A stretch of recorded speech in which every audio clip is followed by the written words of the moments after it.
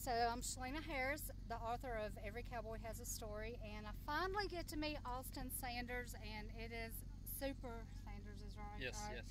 Super excited to just meet somebody that has been in my book, so I was blessed enough to get his autograph today, and I love getting the stories. Austin, why are you here? It's 100 degrees, and it's dry. What brings you out here? You know, every kid grows up dreaming about what they want to be when they grow up, and not very many people, have kids that say, "Hey, Mom, Dad, I want to be a rodeo clown."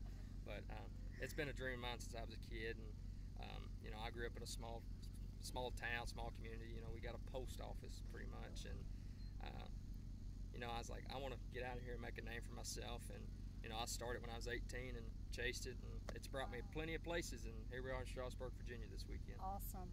How far have you traveled? What's the furthest? Because I was trying to pin, I was like, okay, when can Austin, I was like 6 hours, 8 hours. I was like, oh my goodness. Yeah. So what's the furthest you've traveled?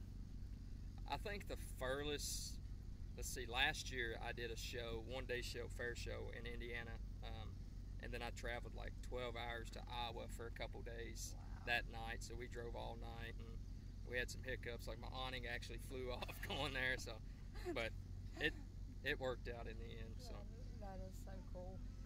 When you arrive and you're watching everything take place, and you get to be a part of this, like, I don't think people realize how in depth the little things that they do are so significant to other people. What it takes to be a world champion isn't just the cowboy riding the bull. Absolutely not. Or the girl running the barrels. You have to have your bullfighter. You have to have your announcer. You have to have somebody coming in setting all this up. What is your part? I always take it like this. Every time I step foot in the arena, I don't know a single person in that crowd. And if I do, I'm near home. But most time I don't know a single person in that crowd. But when I step foot across that line there and I look out, everybody in that crowd is my friend. I consider them a friend. And because, in this day and age, you don't know what people are going through. Somebody out there could be struggling paying a bill, or, they could have spent their last dollar just to bring their kid to the rodeo, just to have fun. Going through a divorce, I don't never know, they could just be down on their luck. And if I could take just 2 hours of their time and put a smile on their face, and when I cross back over and settle down, then my job was complete, I believe. As a mom of a previous bull rider, I have to say, when I knew the bull rider or the bullfighter in the arena, I was more confident in my son. I knew, look, I know that bullfighter is going to do everything they can.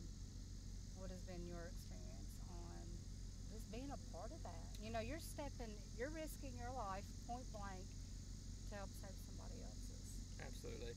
And, we were just talking a few moments earlier before you'd gotten here, and, I had never met my announcer, and, we were just sitting there talking like we have known each other for 10 years, and I think that's the main thing is to get together and just talk to each other, get to know each other, because when it comes down to it, he's got my back, I got his. Everybody in this arena, it don't matter if you're a gate man or you're a back pin worker.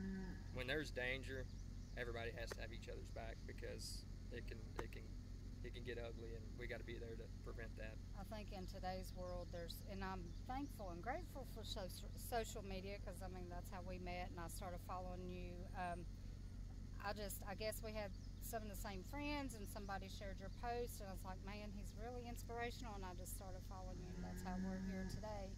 But I think there's a loss of connection. When you get out here, you are connected with the people you're hauling with, and I noticed your dad came. Absolutely, yeah. How amazing that is to me, that you do this as a family. Yes. He may not be doing a part, but I'm sure he is helping.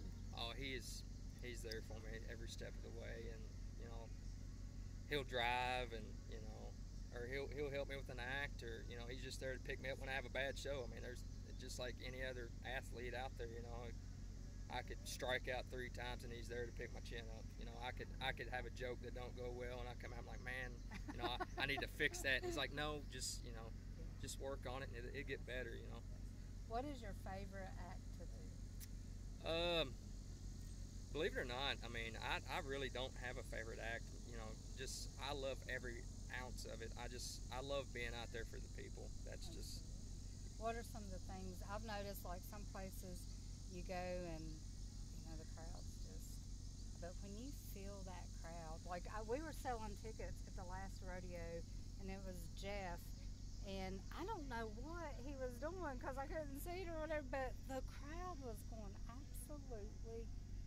The energy, you could feel the energy, and it's like, I think it's like the butterfly effect or throwing a rock. Absolutely. Just, you know, it just keeps going and going.